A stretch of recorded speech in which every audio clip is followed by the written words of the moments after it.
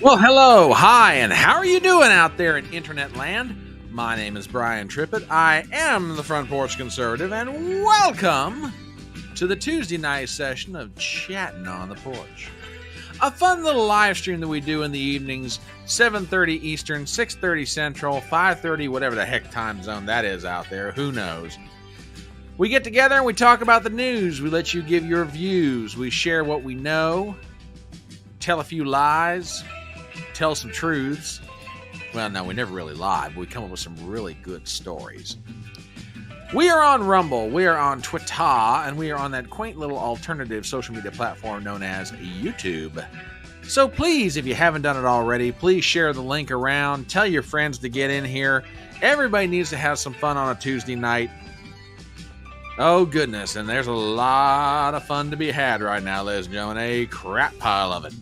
So let's talk about it. Also, if you're not subscribed to my channel, please go ahead and do so. On Rumble and on YouTube. And by the way, you YouTubers, you are totally awesome. You are keeping the powers that be at YouTube headquarters from poaching any of my subscribers, which is greatly appreciated.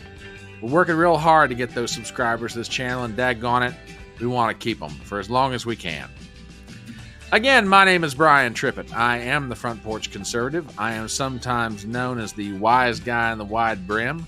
On occasion, I'm called the common man with common sense, but in this moment, at this hour, I am known as your host. Again, we are on Rumble, we are on Twitter, and we are on YouTube, so please go ahead and send out the link, share it with your friends, go ahead and hit the thumbs up button while you're at it. Daggone it. Hit that thumbs up right now. Go ahead and leave a comment in chat. Share the link around. Do all those go crazy, as Joe Buck used to say. Jack Buck. As Jack Buck used to say, go crazy. Go crazy, people. Do that thing you do. Do it so well. We love you for it. Good to have you guys here with us tonight. It is Tuesday. It is October 22nd. It is officially 14 days to the election. And yep, everybody's getting nervous, your host included. I am not going to lie to you guys, and we'll get into some of that this evening. Oh, let's see who all is here. WWG1 is already here, dropping merry memes. We have a couple of those ready to go. Thank you, WWG1. Good evening to you, sir. TBA over on Rumble says, OMG, WWG1, what are you doing? So many memes, so little time. Howdy, Fedora Nation. 2 weeks, folks, to D-Day. Place your bets. TBA, you don't need to ramp me up any more than I already am, dude. I'm already wound up pretty good. Zippy is in the house. I lurk, therefore I am. Well, sir, your existence is unquestioned, given your ability to lurk. So, welcome into the show. Glad to have you here tonight. See who's over on the Rumble side. Ah, Z Highness, you good-looking thing, you. Mwah! Love you, darling. And Miss Gypsy is in the house. How to possibly scratch the surface on all the weirdness popping up all over the world at this time. Truer words were never spoken. And Miss Gypsy, mwah, love you, darling. Oh, lovely Lana. Oh, hello. Mwah, man, I'm blowing kisses to a lot of good-looking women. I tell you what, gotta love the female audience that makes up Fedora Nation. Y'all are some of the coolest women. Love y'all to death. Love you to death. Oh, here's another good-looking woman. Mwah!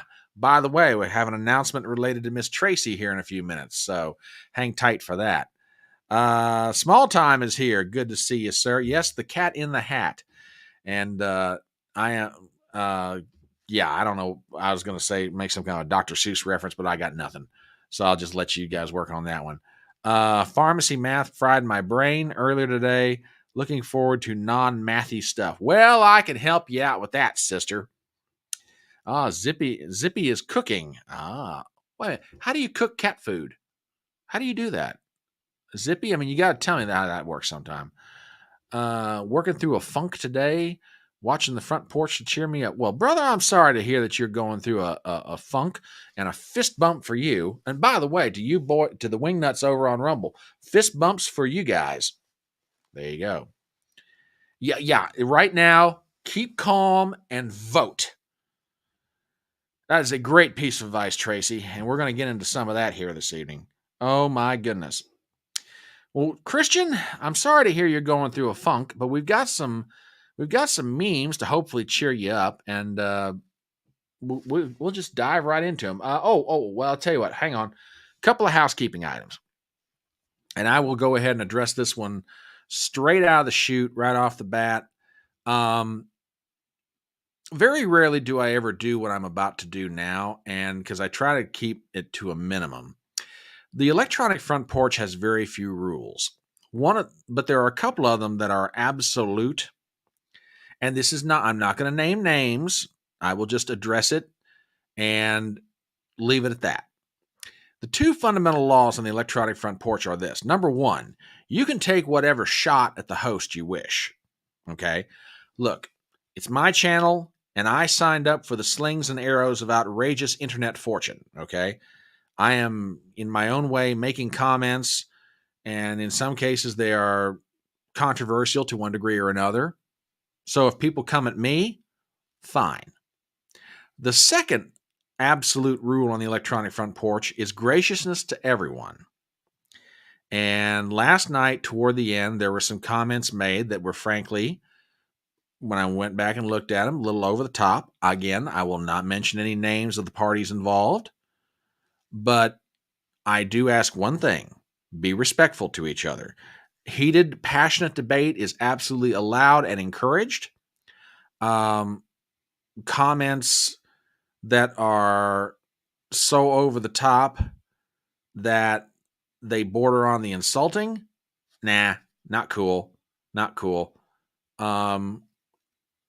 Just leave it at that. So, like I say whatever you like, but think before you say it. Okay. Now, stop it. Will you cool it? Wasn't now some of the comments I'm making right now are deserved, and one of the parties involved is not here, but I will just say, and I say this with love, just be respectful to each other. Okay. Bashing of whatever subject to the point that someone's like, oh, whoa, hey, no, not too cool. Not too cool in my book. Like I say, you want to take a shot at me? I'm the host. Passionate debate, absolutely encouraged. Grotesquely insulting? No. And we'll just leave it at that. I love all you guys. Want you here, but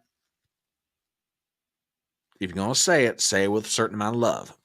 We'll just leave it right there. So that's my first housekeeping item. WWG1 says the Rumble side runs a type ship. None of that here. Very true, and like I say, very rarely do I ever have to address something like this. So, well, exactly. Y'all aren't leftists after all. There you go. So that we'll leave it right there. Second announcement has to do with this lovely young lady, and it's an update, really, more than anything else. Tracy and I, as you know, are doing a sort of a new thing between our two channels where we will alternate appearances on each other's channel. And this Wednesday night, I was supposed to appear on her channel. Well, she messaged me this afternoon and said, hey, I've got a thing that came up completely out of the blue. Is there any way we can reschedule you to like Thursday or Friday night? I was like, well, actually, that works out great because I got some stuff going on. I said, why don't we do this as a very nice, chill thing on a Friday evening where we do these movie reviews of The Three Musketeers and The Man in the Iron Mask? She's like, cool, I'm down with that. So be on the lookout for announcements from Tracy and myself. The appearance that I was going to do on her channel, we will be doing this Friday evening. Time yet to be determined. I have a feeling it's going to be 6 o'clock in the evening, but we'll see. That's up to Tracy's scheduling as it's her channel. So yeah, just be on the lookout for that. And aside from that, that's all I've got by way of housekeeping items. Okay. With that, let's go ahead and dive into some of what we're doing here, and we will talk about what goes on. With that. Well, no, wait a minute. I want to go back to something because I'm getting the feeling I don't think I addressed it hard enough. The reason I made the comment that I did top of the show. Oh, that's right. We are going up against Trump. Ugh. Forgot about that. Well, we don't know what time he's recording it, though. That's the only thing, which we will get to that subject here momentarily. Yeah, there were some comments made the other night that, like I say, were just a little over the top, and I'm not going to revisit them per se or get involved in names of who was involved with it. But yeah, just if you want to disagree with each other, cool. Just say it with love. That's all I ask. Okay, so we're good. Yeah, it is 6 p.m. this Friday. All right, cool. All right, let's get into the Merry Memes section of the show, and we will go from there. All right. First, I've got a couple thank yous. One of them is to WWG1, who is turning into one of the unofficial meme makers. So there you go. Oh, okay. All right. Guys, we're doing a live reaction to the Rogan interview. Okay. What? No, Tracy, it's your channel. You tell me what you want to do, honey. It's entirely up to you. If you want to do the movie reviews, we'll do the movie reviews. If you want to react to the Rogan Trump interview, we'll do that. So you just tell me how you want to play it. It's your channel, honey. We'll do whatever you want. Okay. It is the Halloween season. Much has been going on. People are trying to figure out what kind of costume they ought to get. And that gets into all kinds of do I do something cute and sweet, or do I do something kind of vampiric and zombie-like and everything in between? And all of a sudden it got warm in here.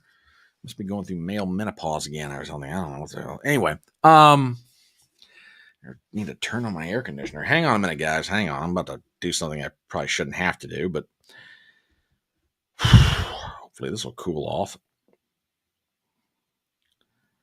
Give me a second here. Okay, that'll help here in a minute. All right. Whew. Yeah, all of a sudden I got a hot flash or something. Jeez. What you ladies have to go through, I tell you what. Thank God we're men. We don't have to. Anyway, before this gets out of hand. Halloween costumes. Everybody's trying to figure out what the heck they want to do, right? No, it was not the chili dog I had for dinner, WWG1. I did not have a chili dog. I did have a fish sandwich, which how that relates to my rising temperature, I have no idea. So mind your P's and Q's. Good evening, Sean. Oh, so you're, okay. All right. Bless your heart.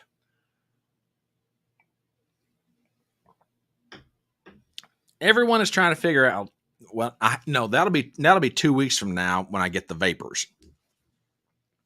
So anyway, no, I am not going through menopause. Okay. Just, yeah, boy, I tell you, what a crowd. Anyway, people are trying to figure out what they ought to do for Halloween. Well, as he's never a one to not comment on what is going on, President Trump has weighed in on his decisions about what to do for his Halloween costume, but I don't know if his opinion is going to be that well received. So, apparently he just couldn't make this work.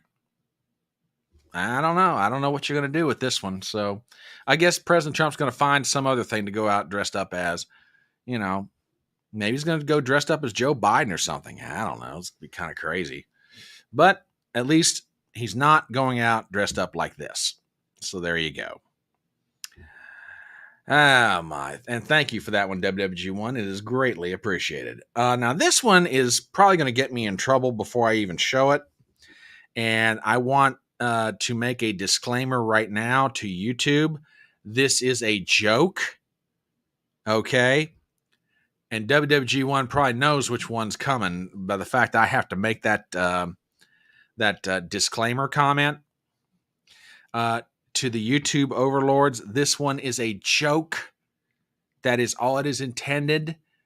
We are denouncing violence of any kind, that sort of thing. And that said, with that, I'm going to put this one up here. There are all kinds of uses for a My Pillow from Mike Lindell. I don't know how the use for this one's going to go over, my friends. I just don't know. This one This might be one of those deals where, wow, just wow. Whew. Just saying. I don't know, guys. Like I say, there's a lot of uses for a My Pillow, but I don't know. I mean, we'll see. We'll see what happens. So I got to thank WWG1 for that one. And there are everybody is still talking about Trump's visit to McDonald's on Sunday, and the reverberations off of this thing are absolutely astounding right now. Absolutely astounding. TBA says, so we are disavowing a pillow now. It takes all kind. I am not disavowing a pillow. I'm just saying, for the use intended in that meme, I am not sure how that will be received, sir. So just chill. I love you. Chill. And Christian Watson's watching this live stream right now going, I came in here to be cheered up and I'm getting this. Hang on, Christian. It's going to get better. I promise. And that goes for whatever situation you find yourself going through, my friend. So much love. All right. Trump's visit to McDonald's. I tell you, the reverberations off of this, I tell you, people are still talking about everywhere you turn. And now the astrologers have gotten into this. They're even making the comment that Trump's appearance at the McDonald's was actually foretold many years ago. If you go back in time, there was a commercial that Donald Trump did, and apparently there was certain dialogue that was written out of the script. It was written out of the script, but it turns out that language for that commercial was very prophetic. Matter of fact, we found some of it, and this is making astrologers and various other people wonder, hey, was Trump's visit to that McDonald's in Pennsylvania prophetic? Well, when you look at the language in this, you kind of understand why. Now, these are lines that were from this commercial. 22 years from now, I'm going to need your help to humiliate a witch. Grimace is like, why? To make America great again. I don't know, guys. Maybe the astrologers and the soothsayers are onto something, man. I don't know. I mean, just think about it for a second.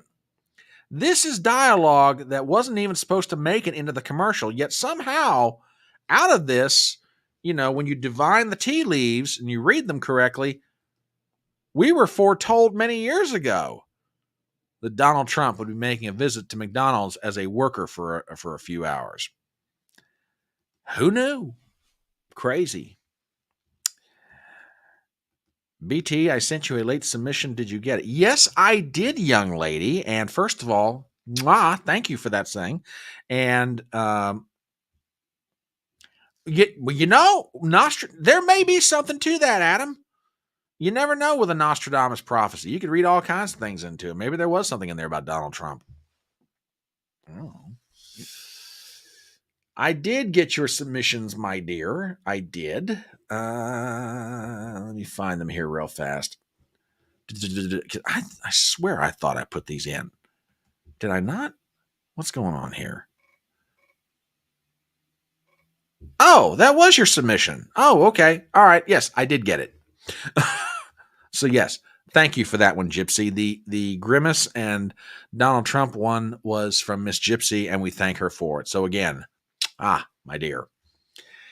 And by the way, speaking of Trump's visit to that McDonald's in Pennsylvania, he was only there for 2 hours, but you know how Trump is. He's kind of a take charge kind of guy. Man, it turns out he wasn't just working the fry machine, and he wasn't, just going through the drive-thru. He was doing other stuff that we never even saw. I mean, did you know that Donald Trump was working on the ice cream machine at McDonald's? Amazing what this guy, you give him 2 hours somewhere, and he's making all kinds of things happen. Drive-through work, working the fry machine, fixing the ice cream machine at McDonald's. And let me tell you something, fixing that ice cream machine, that's going to earn him a crap pile of votes, people. A crap pile of votes. So, big time. Yeah, absolutely, TBA. Making the ice cream machine great again. Probably walked up to the thing and went, really? You're not working? It's time to make you huge. Huge. You got to make the ice cream great again. Oh, yeah, I agree with you, Tracy. It was absolutely a brilliant move on Trump's part. Absolutely brilliant. Yes. All right. That's the Merry Meme section of the night. And I want to thank WWG1. I want to thank Gypsy very much for their contributions. I got to thank you guys because I'm not going to lie. You kind of bailed me out tonight. I haven't had a chance to really, dig around in the meme world to see what all's out there right now. But you guys provided some stuff. And between the three of us, we managed to keep that wonderful section of the show going. So TBA says the views on the TikTok videos of Trump at McDonald's is greater than 100 million. I'm not surprised. Not surprised at all. Not in the slightest. WWG1 says Trump also unplugged the employee toilet. Okay.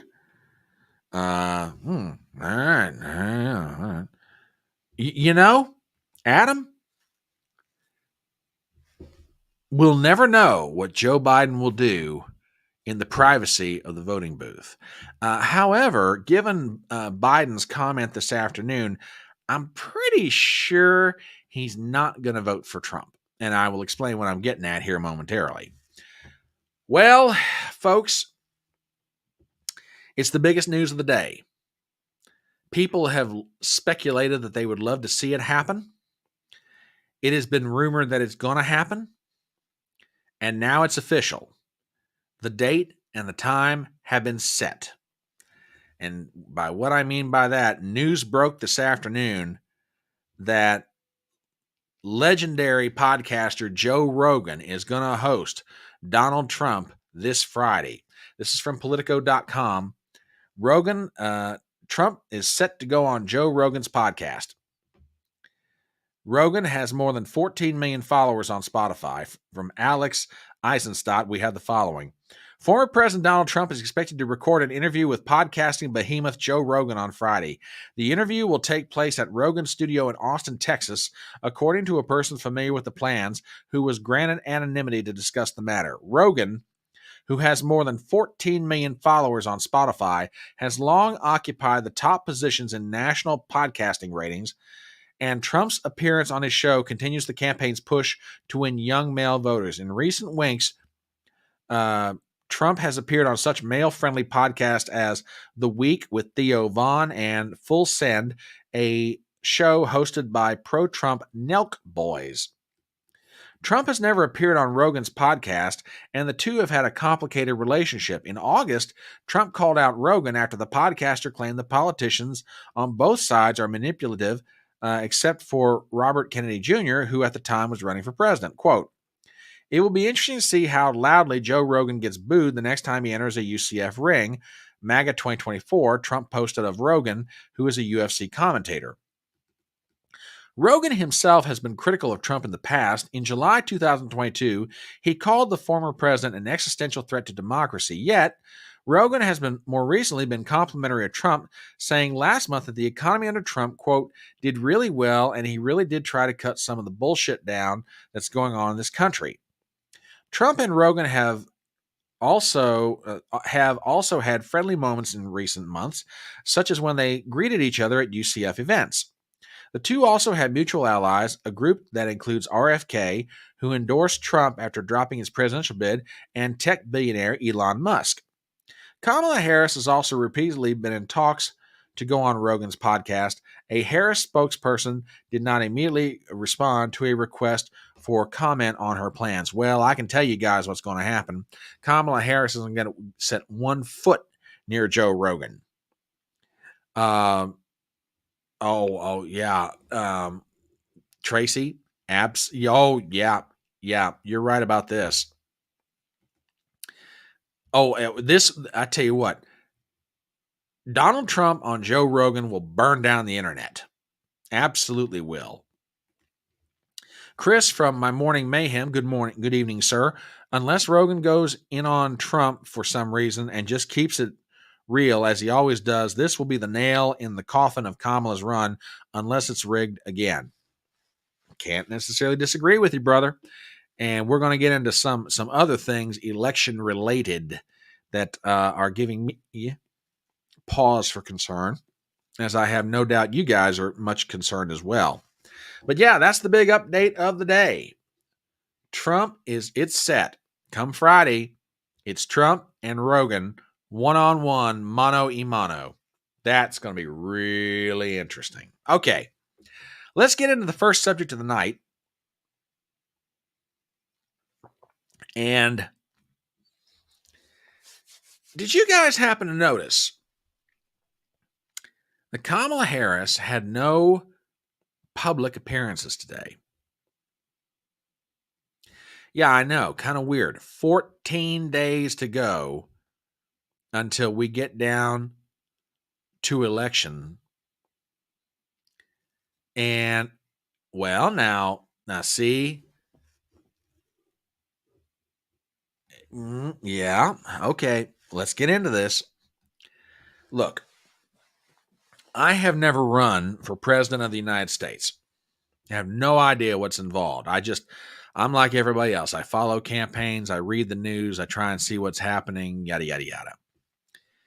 However, even though I've never run for president of the United States, even I know you don't take the day off from the campaign trail. Okay? You're doing something in the public eye every day. Now, I know what Kamala's defense is going to be when we get around to it. But it started this morning with a tweet from Richard Grenell, who's a former director of national intelligence under Trump. And the tweet went something like this. At 9 o'clock, Grenell wrote, Kamala Harris is having Barack Obama step in for her today. She's taking the day off from campaigning. Now, folks, I'm much like you. I read that and I went, huh? What? She's taking the day off? The heck do you mean she's taking the day off? Well, I didn't believe it at first. I really didn't. I'm like, what do you mean she's taking the day off? She can't be taking the day off. She's got 14 days to go to the election. You don't take a day off. Well, so then it gets a little more mysterious. We go to the pages of USA Today, and they have the following. Where is Harris today? See Tuesday schedule, latest news on the 2024 campaign by Victor Hagan. And Victor writes, with just 2 weeks before the November 5th election, the presidential contest is extraordinarily tight. Nah, not really. Polls show it is shaping up to be a close race between Vice President Kamala Harris and former President Donald Trump. Nah, that's not true. In the campaign's final stretch, Harris will give an interview with NBC Nightly News and Telemundo on Tuesday, adding to her recent streak of media interviews. This is her only scheduled appearance of the day. Harris's running mate, Minnesota Governor Tim Walz, will hold a rally in Madison, Wisconsin. Then former President Barack Obama will join him for a second rally in Racine. Okay, guys. I don't begrudge her doing an interview. I don't begrudge her doing a couple interviews. You mean to tell me that you can't do anything else than just 2 interviews? You've got 14 days to go, and this is all that's on your calendar? Donald Trump is doing 2-3 events, public events a day. An interview here, a radio show there, a rally, a roundtable. I mean, this guy is absolutely, and here's the irony of it. He's 78. She just turned 60. He's almost 20 years older than she is, and Trump is absolutely running her into the ground. Chris from My Morning Mayhem says, when your poll numbers drop every time you speak, you may be better taking several days off. Look at the trend of her numbers after every major appearance. That is a good point. But she's sort of in a position right now where, you're darned if you do and you're darned if you don't. You've got to talk to the public, but the more you talk to the public, the more they don't like you. But you got to talk to the public to get them to like you, but the more you talk to the public, the more they don't like you. It's a self-defeating thing. But she's got to do something. But really? 2 interviews. That's it. One with NBC News and one with Telemundo. That's it. Oh, yeah, and here's another good one. Gwen Walsh's appearance was flat out canceled. Well, Tracy, you may be right, darling. You may be right. You may be onto something. And good evening, lovely lady. Mwah! You good-looking thing. Who else is in here I haven't said hello to? Somebody else strolled into the room. Was it Motard? Yeah, it was Motard. Hang on a minute. Why can't I? There it is. Hey, Motard. Boom. Fist bump for you. Sorry I didn't greet you earlier. Yeah, this is weird. Now, again, I don't begrudge her doing an interview. But, Kamala, sweetie, honey, you're down to 14 days. There's no coming off the trail. I don't care if you are sitting down for a couple of interviews. You get your butt out there and you go do something. Zippy with a Rumble rant. Thank you, Zippy, very much. Harris is not a single person. She eats them, and as far as liking them goes, well, okay, she is definitely a man eater. We'll just leave that alone right there. I don't know. Infer from that statement what you wish. But we do have some clips of this interview. Oh, no, before I do that, we've got some reaction to the fact that she took the day off from the campaign trail. This is a hostess from, I believe, Newsmax, and she's got Senator Tommy Tupperville. As always, guys, give me a sound check. Let me know if you can hear this. But listen to the reaction that Kamala gets for the fact that she decides to take the day off. Kamala Harris, she's taking the day off. She's going to spend all day just to prepare for an NBC interview, which will be taped. Of course, this would be like, you're a football coach. This would be like 2 weeks before the national championship if you decide not to practice. Does this make sense to you? Well, I think they're just trying to keep her off camera, to be honest with you. She's been a disaster. Her poll numbers keep going down. Donald Trump is the Energizer Bunny. I mean, he does not quit. I mean, he keeps going and going and going. You know, he's called me before at 2 or 3 in the morning. Coach, what are you doing? I'm sleeping. What are you doing?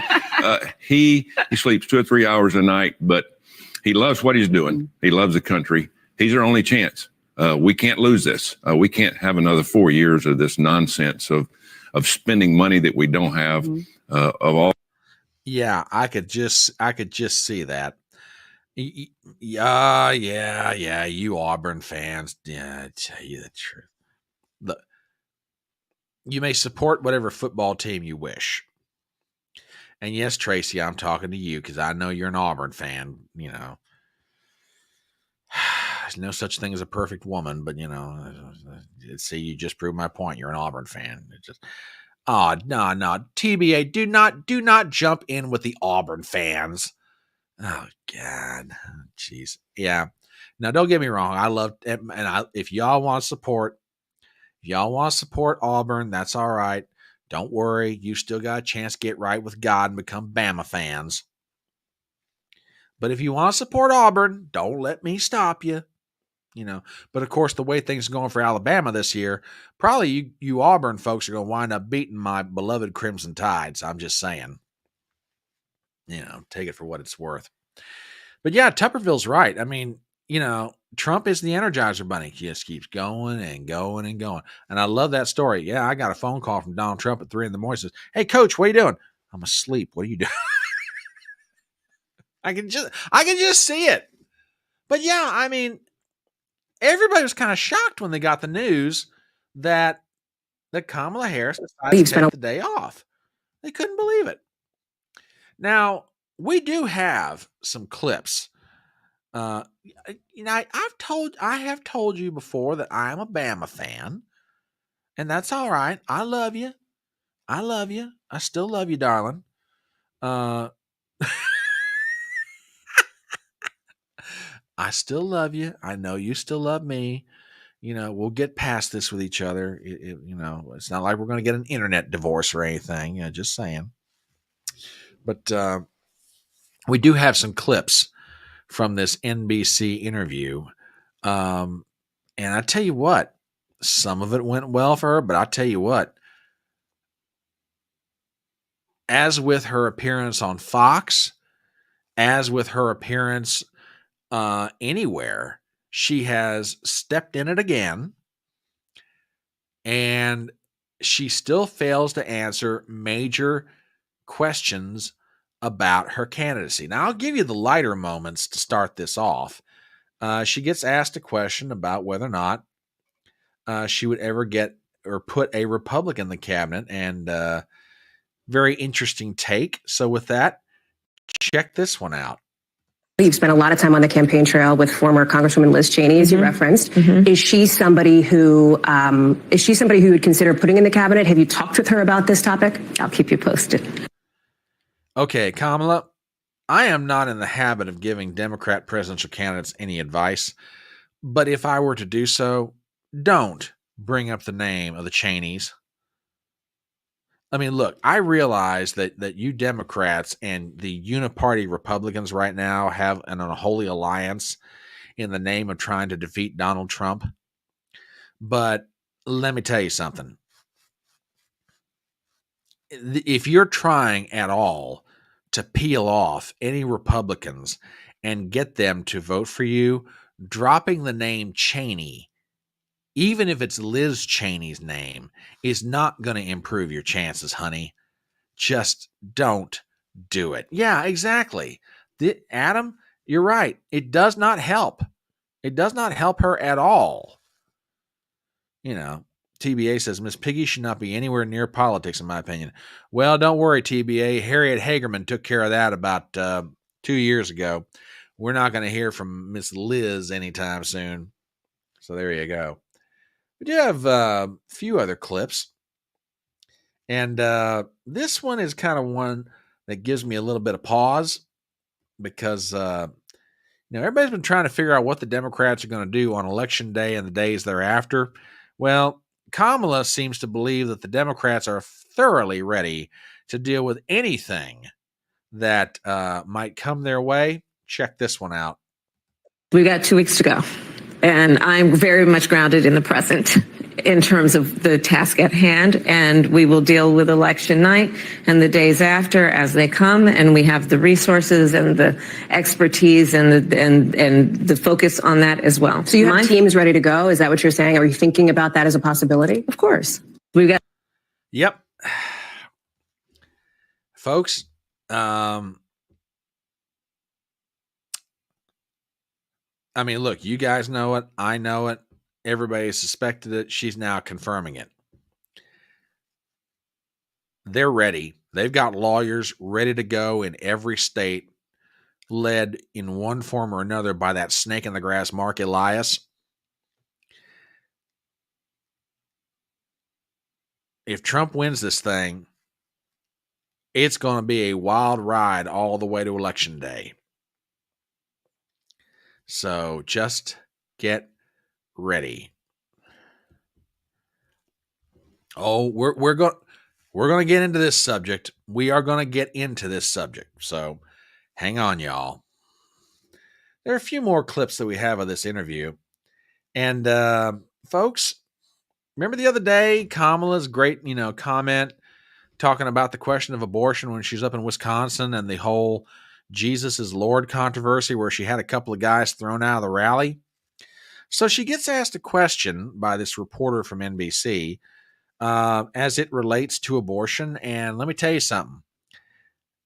I think this is what you would call a kamikaze answer, because it's kind of like, if I think I'm going down in flames, I'm going down the way I want to go out. Listen to this exchange on the question of religious exemptions on the question of abortion. Check this out.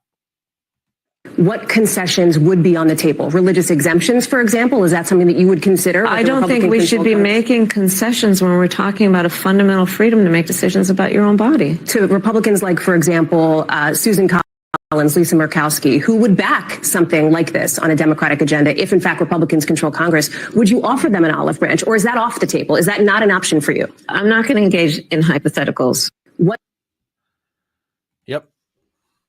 So much for listening to people and concessions and trying to reach out and find the middle ground and all that stuff. Nope. Not on this question, not on abortion. I'm not going to, compromise on a fundamental right. Unbelievable. I'm telling you guys, you're really getting the chance. You're really getting the chance to see Kamala Harris for what she really is. And I'll make you a prediction right now.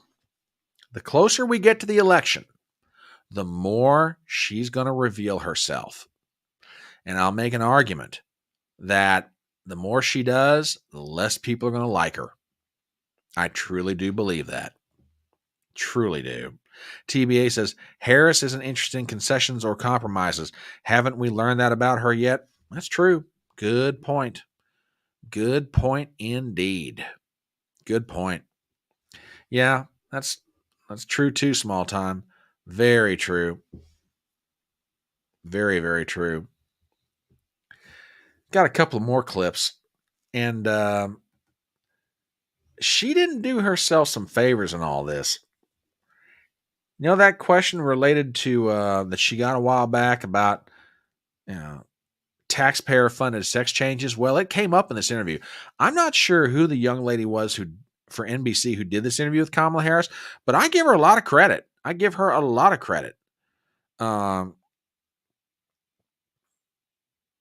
So, we'll see. And good evening, Crystal. How are you? Welcome. Glad to have you here. I think I've seen you on the live streams before, but I haven't seen you in a while. So welcome back. Glad to have you in the house. But she got asked about this again. Like I say, I don't know who the reporter was for NBC who did this one, but I'll tell you what, some of the questions are pretty good. So with that, do me a favor, folks, and you guys tell me what you think of how Kamala answers this one. I will move on, but I don't know that I heard a clear answer from you on the issue of gender affirming care. It sounds like what you're saying is this should be something between trans Americans and their doctors. It feels like that's a long way from "we see you and we love you," which was your message to trans Americans in May. What do you want the LGBTQ plus community to know as they're looking for a full-throated backing from you for trans Americans? I believe that all people should be treated with dignity and respect. Period. And should not be vilified for who they are, and should not be bullied for who they are. And that is a true statement for me my entire career, and that has not changed. I will move on. Yeah.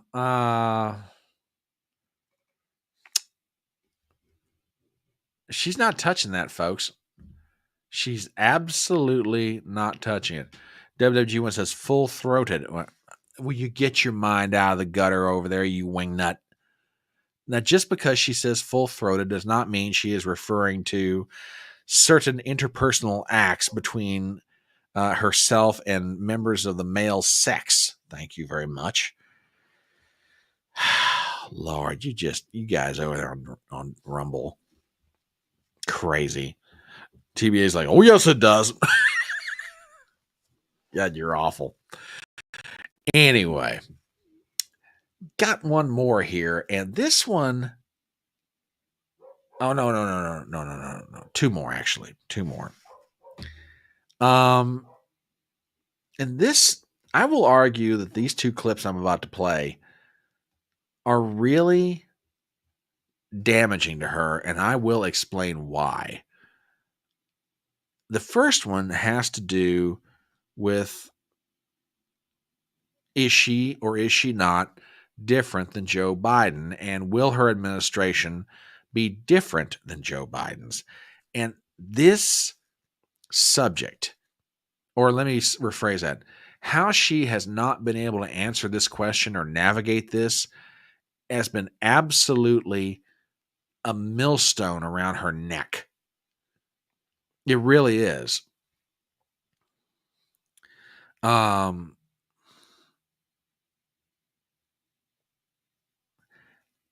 want you guys to hear this, and then we're going to talk about it. So here's the question. Here's the answer. And our new NBC News poll shows that more voters think that the Biden administration policies have hurt them rather than helped them. And I wonder, are the last 4 years an obstacle to you in this race? Here's how I look at it. First of all, let me be very clear. Mine will not be a continuation of the Biden administration. I bring my own experiences, my own ideas to it, and it has informed a number of my areas of focus, most of which are, on to your point, lowering costs. I am traveling the country. I am very clear. Cost of groceries still too high. The voters know it. I know it. So part of my plan includes what we need to do to bring down the price of groceries. Now, wait a minute. Now, hang on a second. Here's the problem that I've got with this answer, and I want to hear it from you guys, okay? She's saying that her administration will not be a continuation of Joe Biden's. It will be new. It will be everything else. But the biggest thing she says she's trying to do is bring down costs, which happened during the Biden administration. Well, here's the problem, or at least as I see it. She can't have it both ways. Okay? She was just as much a part of the Biden administration as Joe Biden. Okay? If there were problems with inflation, she's the one that was there to help make it happen. She was the deciding vote in the Senate on the so-called Inflation Reduction Act. Remember? And no sooner did they pass that, inflation just took right off. So if she's saying the costs are too high, then isn't she admitting that what she and Joe Biden didn't work? And frankly, this whole thing about, we're going to do things differently, I'm not going to be Joe Biden, I'm not going to do all that stuff. There's just one little problem with that. That's not what she's telling everybody. I take you back to her interview on The View. How do you square that previous statement we just listened to, and how do you square it with this? Well, if anything, would you have done something differently than President Biden during the past 4 years? There is not a thing that comes to mind in terms of, and I've been a part of most of the decisions that have had impact. Okay, but which is it? Are you going to be a new Democrat and you're going to change things, and then you turn around and say, no, I wouldn't have done anything different?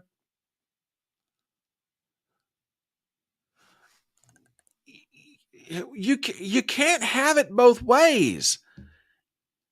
Either you're going to do it differently than Joe Biden and just acknowledge it didn't work, or you're going to say, yep, it worked, and you live with it. You can't do both. The voters are looking at this going, this lady is not making a whole lot of sense. I mean, again, I could be wrong, but that's how I see it. So we shall see. One more clip, and this is the one that to me is the most damaging to her out of this interview. Okay? And to me, it's the one big question that really, if I fault the Trump campaign and Donald Trump for anything, is that he didn't hammer this enough. Or maybe it's better to say he didn't find an effective way to hammer this to his advantage the way he could have. And that is the question of Joe Biden's cognitive decline. Look, I don't care who you are, Republican, Democrat, conservative, liberal, whatever. it's sort of beyond question now that over the past 4 years, Joe Biden has gone through some form or some kind of cognitive decline. Now, we can sit around and argue about the degree of it all you want to, okay? And that's fine. Good, reasonable people can disagree about it all they want, but there's no denying it. The cognitive decline was a problem. The bigger problem is people around Joe Biden didn't seem to want to let anybody know that Joe Biden was going through cognitive decline. His public appearances, his moves, his statements to the press, all of them very tightly controlled, all of them very organized and orchestrated. So the reporter for NBC News brings up this subject with Kamala Harris. And I got to tell you something. Of all the clips I've seen, this is the one that frankly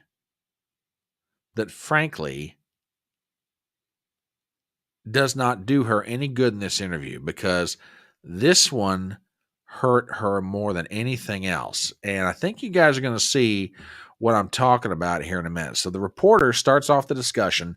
I'll stop this where I think I need to. And with that, check this out. About what you saw in those moments with President Biden as you were with him again and again, repeatedly in that time. Now look at the look on her face. Look at the look on Kamala's face. She knows what's coming. Matter of fact, I'm going to start this back up at the very beginning. Kamala's all smiling. She's all happy. Listen to the question. Can you say that you were honest with the American people about what you saw in those moments with President Biden as you were with him again and again, repeatedly in that time? Of course. Joe Biden is an extremely accomplished, experienced, and capable in every way that anyone would want if they're president. Okay, then I've got a question. I have a question. Why is he not running? If Joe Biden is capable, experienced, qualified, he's everything you want in a president, then Kamala, why is he not running? See, this is the thing that's been glossed over in large part by the press, and I got to be honest, I think the Trump campaign dropped the ball on this, because they could have pressed this issue even harder, and they should have. Okay? Why is he not running? If there's nothing wrong with him, why is he not running? So let's go back to the clip, because this reporter, to her credit, goes right after Kamala. You never saw anything like what happened at the debate night behind closed doors with him? It was a bad debate. People have bad debates. He is absolutely. But that's the reason why you're here, and he's not. Oh, did you catch that? I mean, you never saw anything behind closed doors like we saw on that debate night? He had a bad debate. He had a bad debate, but that's why you're here. Like I say, I don't know who this reporter is, but I give her credit. She went right after Kamala on this. Back to it. Running for the top of the ticket. Well, you'd have to ask him if that's the only reason why. What do you think? I'm running for president of the United States. She ducked it. She ducked it. I'm sorry, folks. She ducked it. Why do you think he's not here? I'm running for president. Well, yeah, okay, your point. Why is he not running? I'm sorry. This is a terrible answer, but it goes on. So anyway, back to it. I'm running for president, she says. Joe Biden is not. And my presidency will be about bringing a new generation of leadership to America that is focused on the work that we need to do to invest in the ambitions and aspirations of the American people. It's a judgment question. That's why I ask. Can the American people trust you in these moments, even when it's maybe uncomfortable for Americans to level with Americans in that way? So that's why I ask. And it sounds like what you're saying is you feel like you never saw anything like that from President Biden. I have worked. Again, I love this line of questioning. Like I said, I think this reporter's last name is Jackson. I don't know what her first name is, but I tell you what. Oh, yeah, I don't know about turning on her, but in this interview that she daggone did, she absolutely did. And this is small time. This is a perfectly legitimate question. Why does she not have an answer ready for this? I mean, does she not think that reporters are going to ask her this question? If there's nothing wrong with Joe Biden, if you never saw anything wrong with him in the 4 years you were working with him in the White House, then why is he not running right now? She has no answer for this. She has no answer for this because she knows exactly why Joe Biden's not running. She ran him off the ticket. Remember Seymour Hersh's reporting? Remember the reporting from the New York Post? She ran him out, but she can't admit it. But it's a horrible situation to find yourself in. You've got to convince everybody, or keep on trying to convince them anyway, that there's nothing wrong with Joe. There's been nothing wrong with Joe. He just woke up one morning and felt like, screw it, I'm not going to run for president anymore. For a job that he has wanted for 50 years, when he finally got it, he said, screw it, I'm not going to do it anymore.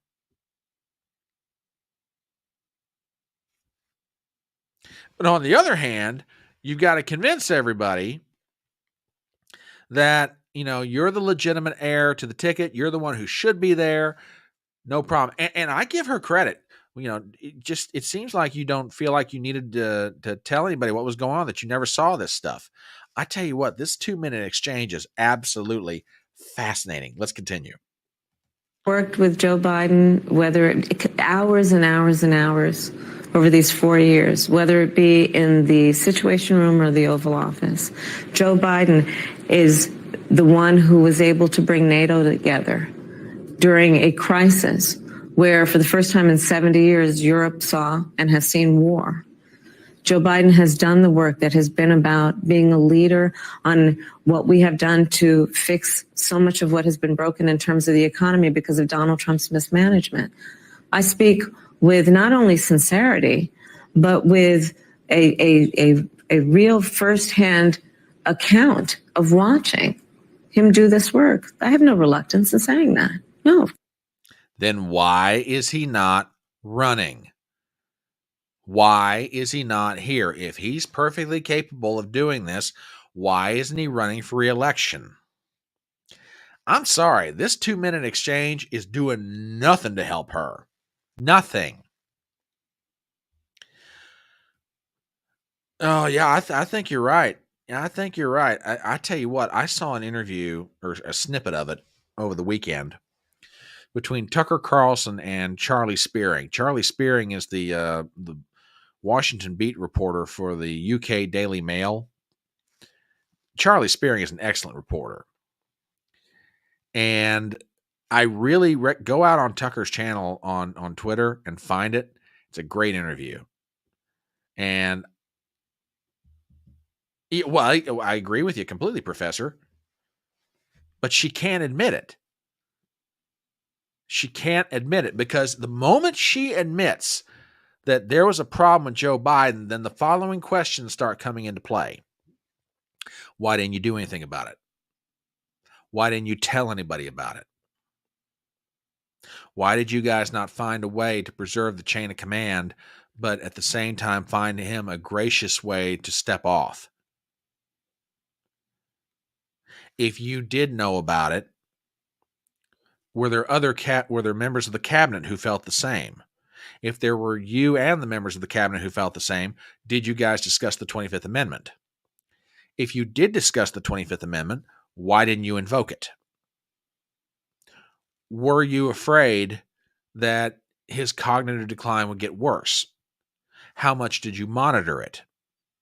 Were you monitoring? I mean, the moment that she admits that there was a problem with Joe Biden, oh, she's got a whole can of worms opened up that she is definitely not wanting to deal with. But by the same token, the more she tries to convince everybody that there's nothing wrong with Joe Biden, the obvious question comes up. Why is he not running? And this is what I say. I mean, don't get me wrong. I think the Trump campaign is running an excellent, excellent campaign at this point. I really do. Maybe of the 3 national races I've seen Donald Trump run, this may be the best of them all. But I gotta be honest, if I have a criticism, this is something the Trump campaign has not up to now and may wind up not exploiting as fully as they should. Truly, this is one where they could have absolutely roasted her, and Joe for that matter. So that was Kamala's activities for the day. Oh, I'd say you're probably right, dear, or at least parts of it.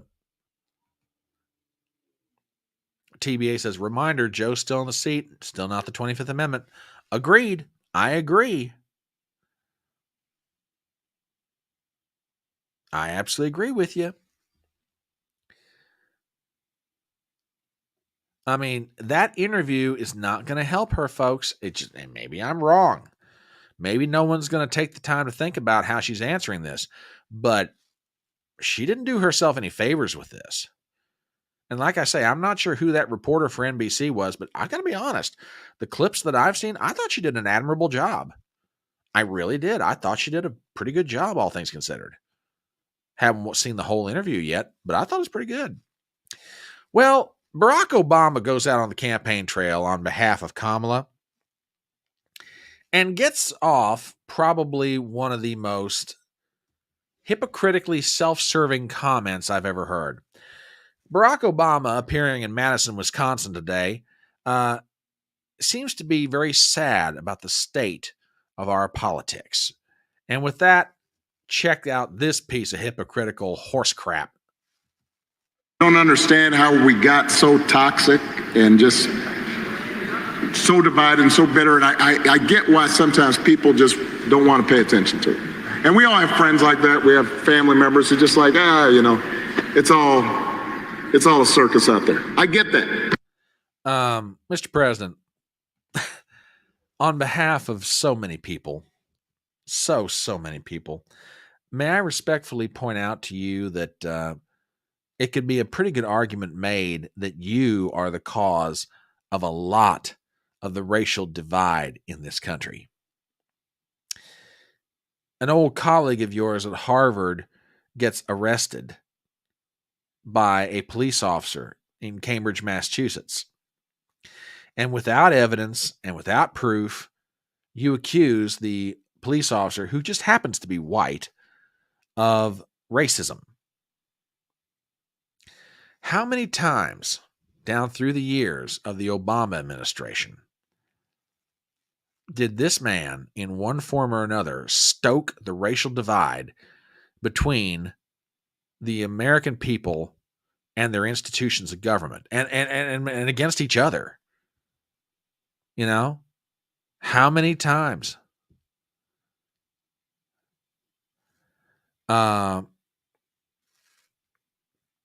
It just absolutely galls me that a man who's been out of office now for 8 years, okay, and he's lamenting, he can't understand why we're so divided today. He can't understand why there's so much hatred out there. Oh, I don't know, Mr. President. Maybe it's because you and the members of your party have wound up people so good that the other side is scared to death they're going to get shot. Or in some cases, they have been shot. Steve Scalise being a good example. Donald Trump being a good example. You guys have stoked the fires on so many people, in some cases mentally disturbed people, that they're willing to go out and take violent action. I mean, just off the top of my head, Steve Scalise, Donald Trump. You had Rand Paul, who had his ribs cracked or broken. I mean, how many different examples could I or members of this audience give where some really deranged people, no thanks to your rhetoric, took upon themselves actions they never should have and committed a form of violence in one way or another?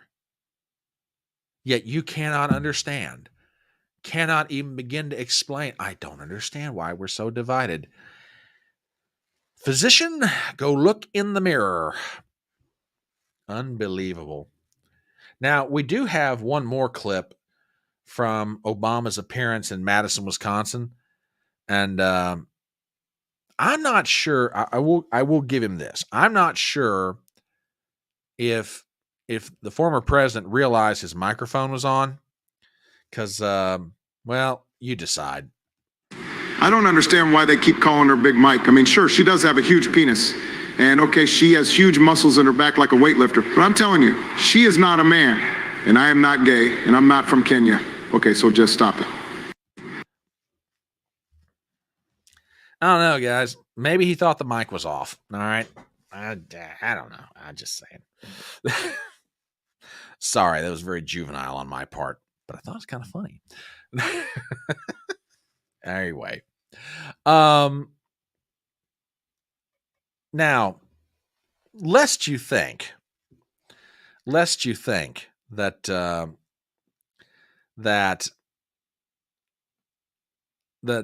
Kamala's interview was the big news of the day, or Obama campaigning for Kamala was news of the day. No, or even Trump going on Joe Rogan. Nope. Late this afternoon, a piece of video got out, and it kind of speaks for itself, folks. It really does. The current occupant of the White House, Joe Biden, appeared up in New Hampshire. And he's, campaigning on behalf of various Democrats. And Joe, in basically about 40 seconds, let something slip. Well, I'll tell you what. You hear it for yourself. You tell me what you think. This is a guy who also wants to replace every civil servant, every single one. Thinks he has a right under the Supreme Court ruling on immunity to be able, if need be, if it was the case, to actually physically eliminate, shoot, kill someone who he believes to be a threat to him. I mean, so I know this sounds bizarre. It sounds like if I said this 5 years ago, you'd lock me up. We got to lock him up. Politically lock him up. We got to lock him up. Oh, no, I mean politically lock him up. No, Joe. No. You let it slip. Yeah, obviously he's talking about former President Trump, talking about the immunity decision before the Supreme Court. He's talking about all the things that he thinks is going to come out of it.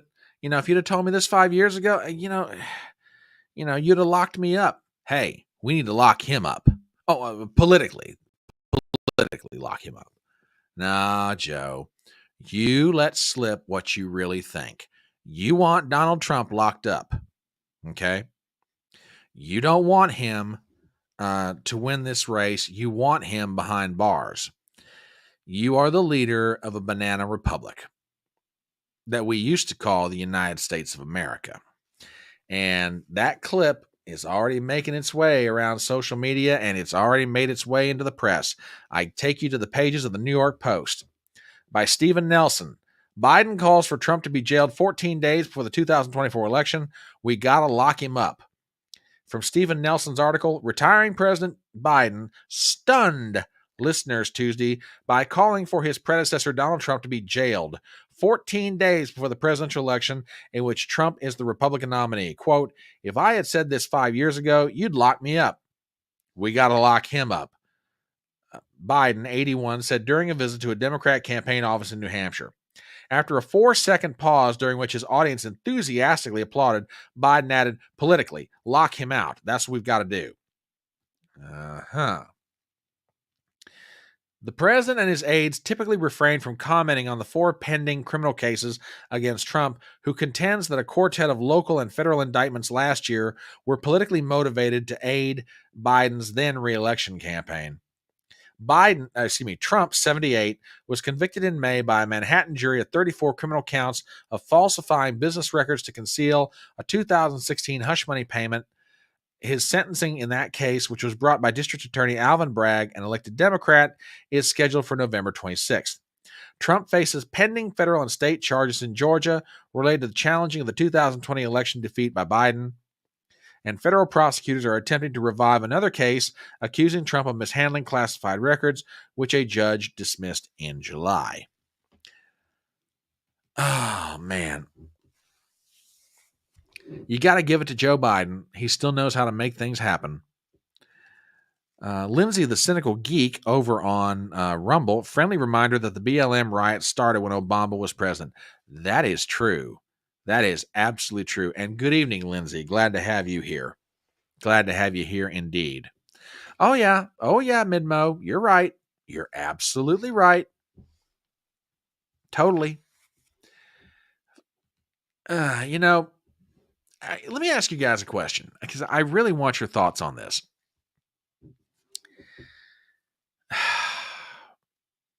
Did Joe Biden make this comment by accident, or did he do it on purpose?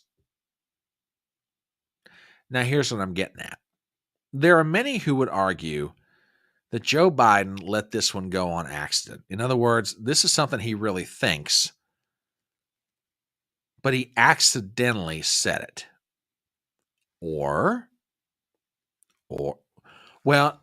Okay, you're saying on purpose. You're saying a parting shot. Okay, let me take it one step further. Well, I mean, this is true too. It's even possible. Let me explain what I'm getting at when I say on purpose. Remember what I've said about Joe is that Joe doesn't like Kamala. He really doesn't like Kamala. And given what Kamala did to him, he'd love to put the knife in her back. Joe Biden, in his lucid moments, has got to know that the American people do not view the idea of trying to jail your political opponent as something that is good for America.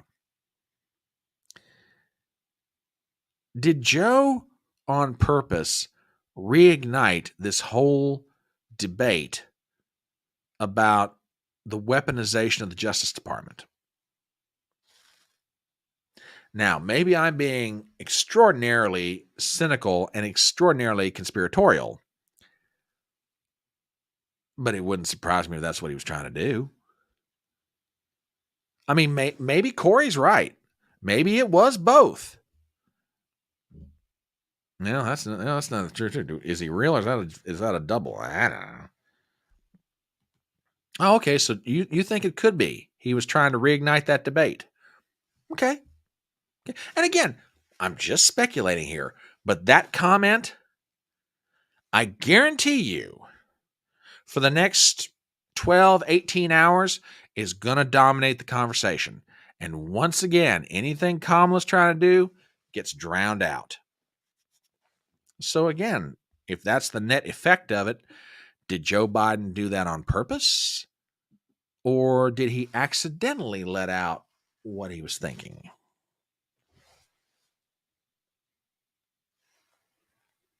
I don't know. But don't you think this isn't going to be fodder for a while?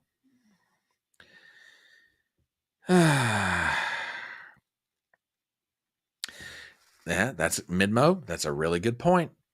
He doesn't owe her a daggone thing.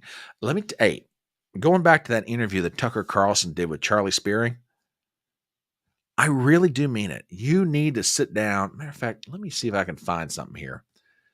I'm going to try and find this as quickly as I possibly can. Because, man, I tell you what, Charlie Spearing of the UK Daily Mail is a wealth of information.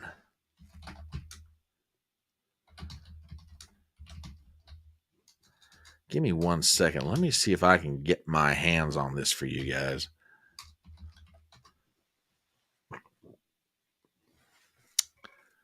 I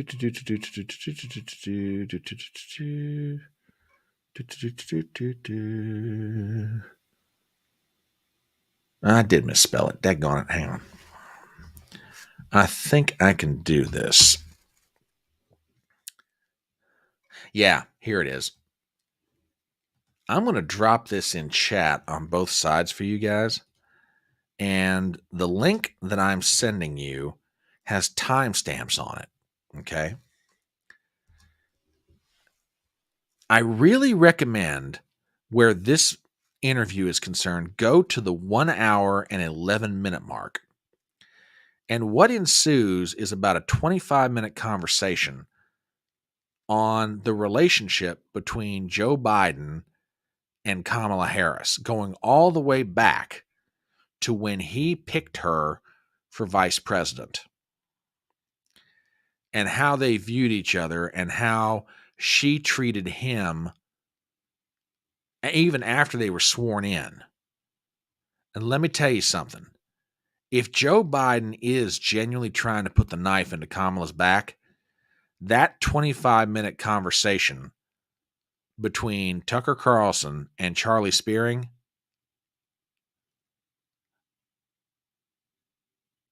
it truly will explain a lot. So I recommend it to you. All right. Tell you what, let us shift gears to another topic of the evening. And before we do, let me do a really quick commercial. Oh my gosh, it's about 8:50. Holy cow. My name is Brian Trippett. I'm the Front Porch Conservative. If you've happened upon this live stream, you have found your way to Chattin on the Porch, a little live stream we do through the week where we get together and we talk about some items going on in the news. We're on Rumble, we're on Twitter, we're on YouTube. So if you're not a subscriber to my channel, please do me a favor and give me a sub on both Rumble and YouTube. And you YouTubers, keep on being diligent about checking your subscriptions and your notifications. So far, YouTube hasn't poached me recently, and I kind of like to keep it that way. So you guys have been doing an absolutely fabulous job. I cannot thank you enough for that. I really do. Also, hit the thumbs up, hit the bell for notifications, leave a comment in chat, share the link around to friends of yours. It's all genuinely appreciated. It all does wonderful things to help grow this channel. So please help me out if you can. Okay. Let's get to something else that I want to discuss tonight. And yeah, we're down to 14 days. Yes, everybody is getting appropriately nervous. And when I say everybody, I don't just mean Democrats. I don't mean Kamala Harris. I don't mean people around Kamala Harris's campaign. I mean people inside of MAGA. Because here's where we're at least from my perspective. And let's just give you my take on it. Trump is doing very well in the individual battleground states, at least if you look at the polling.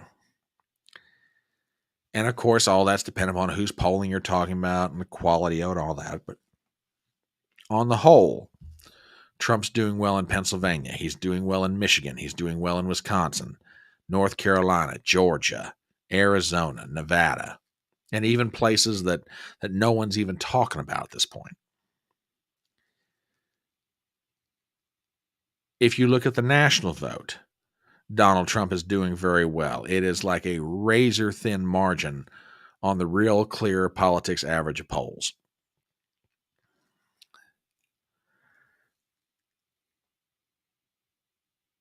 In a lot of ways, this feels similar to 2020.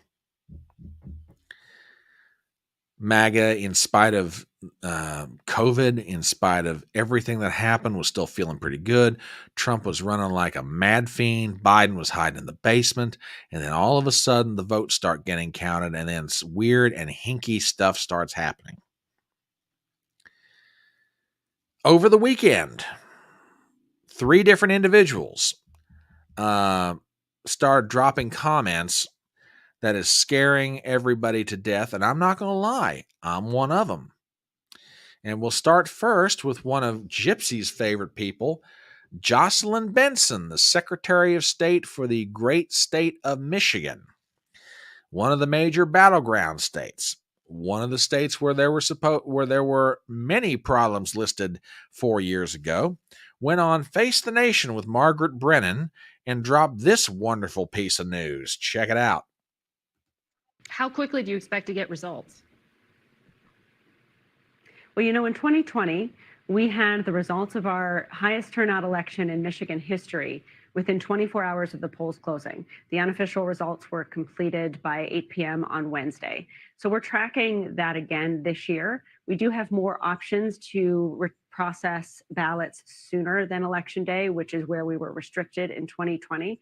So I'm optimistic we could see results even sooner, but I would estimate end of the day on Wednesday as the best guess on how.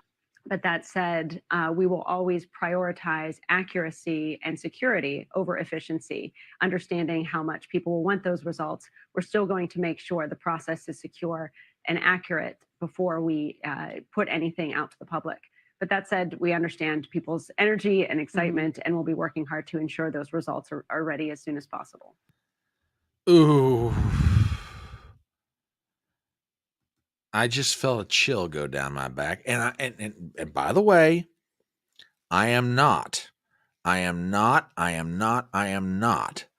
trying to scare anybody unnecessarily. Look, let's just get right down to it. If you ask me where I am right now, just speaking for myself, about Donald Trump's chances come 2 weeks from tonight, I am cautiously optimistic. However, knowing that a Jocelyn Benson is in charge of counting the votes in one of the major swing states is not giving me peace. Okay? I am not going to lie to you.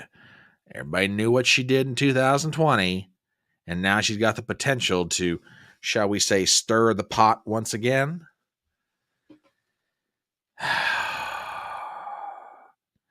Now, Seabass, no woman bashing.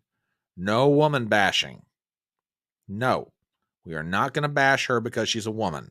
I bash her because she's got the potential to be crooked like a dog's hind leg, and crooked could either be a man or a woman. I'm just saying. So, no, I'm not even going to bash a feminist. I'm just bashing her because we should have everything wrapped up by 8 o'clock on the next night. Excuse me? You got how many voters in your state compared to, say, Florida? Florida can have it all done in one night, lady. So, no. She could be and by the way, I got another example here of somebody that's scaring the crap out of me, and he's a man, and I got the same concerns about him as I do Jocelyn Benson. Raffensperger of Georgia is already sticking his head. Hang on a minute.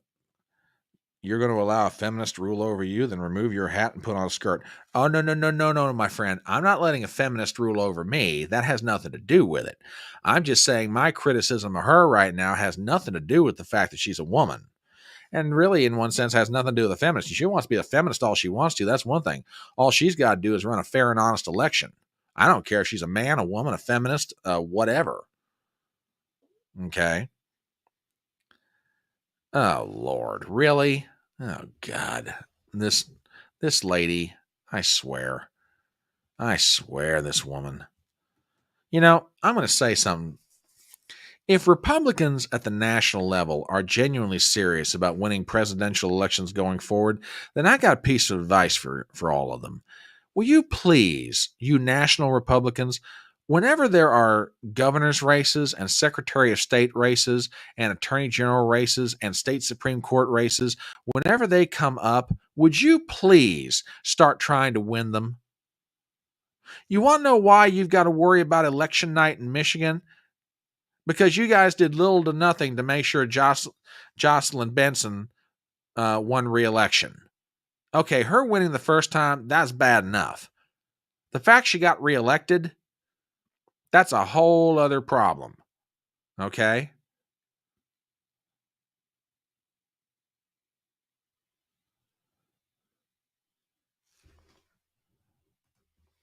Georgia Maloney. Mic drop. WWG1 says, a thrill up your leg? Not where this race is concerned.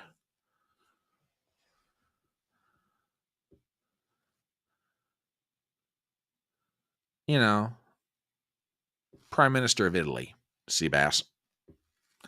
Not perfect, but she's good.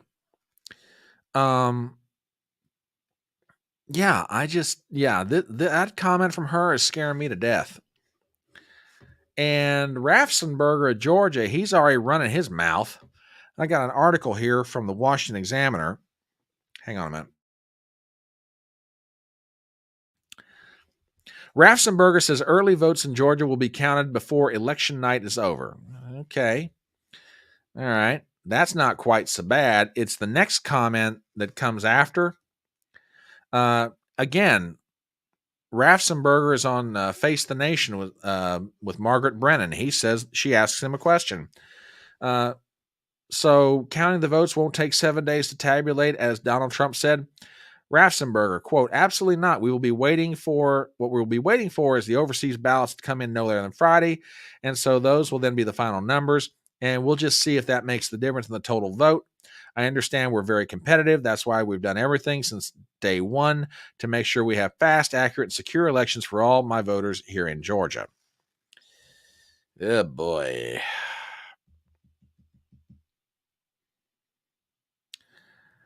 Yeah. Seabass. Now, a great woman can cook food, clean dishes, and run a country. Just saying.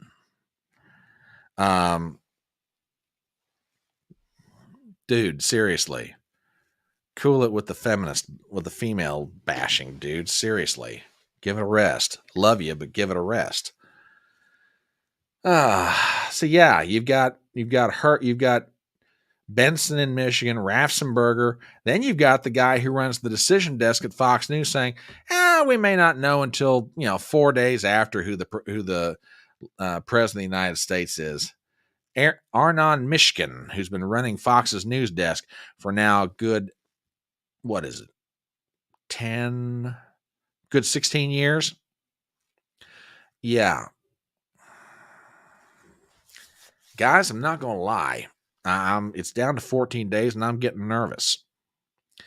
So what's my advice in this matter? Well, the only piece of advice that I can give, and maybe this is more for myself than anybody else, the only thing we can do is vote and pray. Okay?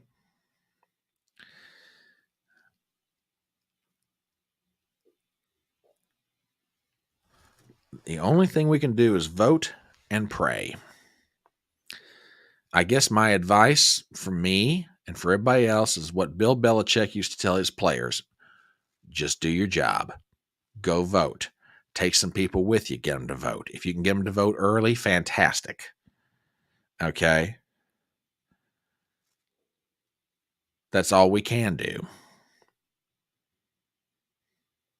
Now, everybody's wondering, well, maybe it'll be the day after. Well, maybe it'll be 2 or 3 days. Well, maybe it'll be the Friday. But I do have one piece of encouraging news. This next clip is from Mark Halperin, who runs a show called Two Way on social media. Halperin used to work for ABC News. And here's something for you to think about. Check this out. Good morning, everybody. Let's lead with the lead, as they say in journalism. If the early vote numbers stay the way they are, and that's a big if, we'll almost certainly know before Election Day who's going to win the election. We're going to talk a lot about that. The reasons why Democrats might be underperforming, the prospect that they'll recover. But again, make no mistake, if these numbers hold up, in the states where we can understand even partially what the data is like, we'll know that Donald Trump's going to be president on election day. So we're going to talk about that, but I didn't want to bury that because it's extraordinarily important. And we got to track that day to day. That's more important than the polls right now. It's more important than almost anything because it's giving us insight into a variety of factors that are accounting for a Republican overperformance by various metrics in the early voting in the battleground state. Look, I don't know if Halperin's right or not, but I will say this. It doesn't matter if it's North Carolina, doesn't matter if it's Georgia, doesn't matter if it's Florida, doesn't matter where it is. The Democrat vote as a way of measuring it against early voting is way down. Now, again, there's still time left. Okay, there's 14 days to go. A lot can happen. And I don't discount any possibility when it comes to the Democrats. Okay? But the only thing we can do at this point is stick together, vote, pray, point things out when we see them, and let's go on. Okay?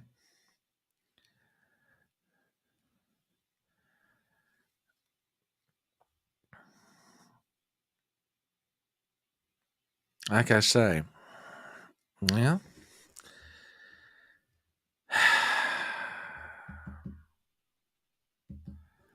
Yep, I can see where you're coming from, dear. I can.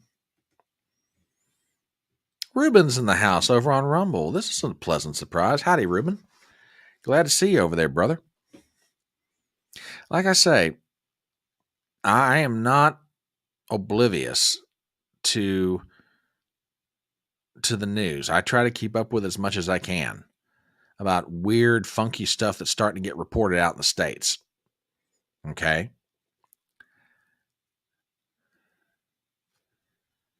But the only thing I can do is what I can do. The only thing you can do is what you can do. And I don't know if this piece of advice helps anybody feel any better. Let's do what we can do, and the rest of it we'll leave in the hands of God. And maybe that's not enough. But that's what we got. And I would argue in the end, yeah, leave it in the hands of God. It'll be sufficient. May not like the outcome, but it will be sufficient. So, with that, we're going to bring it in. We're going to bring the train into the station. Want to thank you guys for being here tonight for Chatting on the Porch. This has been a load of fun. You guys, as always, are an absolute fabulous audience. Thank you for the memes. Thank you for the comments. Thank you for everything else. You guys are absolutely fantastic. We'll be back tomorrow night, 7:30 Eastern. And till then, you guys have a great rest of your Tuesday evening. Love you guys very much. And remember, it's faster horses, younger lovers, older whiskey, more money. Love you guys. We will see you tomorrow night, Wednesday evening, 7:30 Eastern. Bye-bye.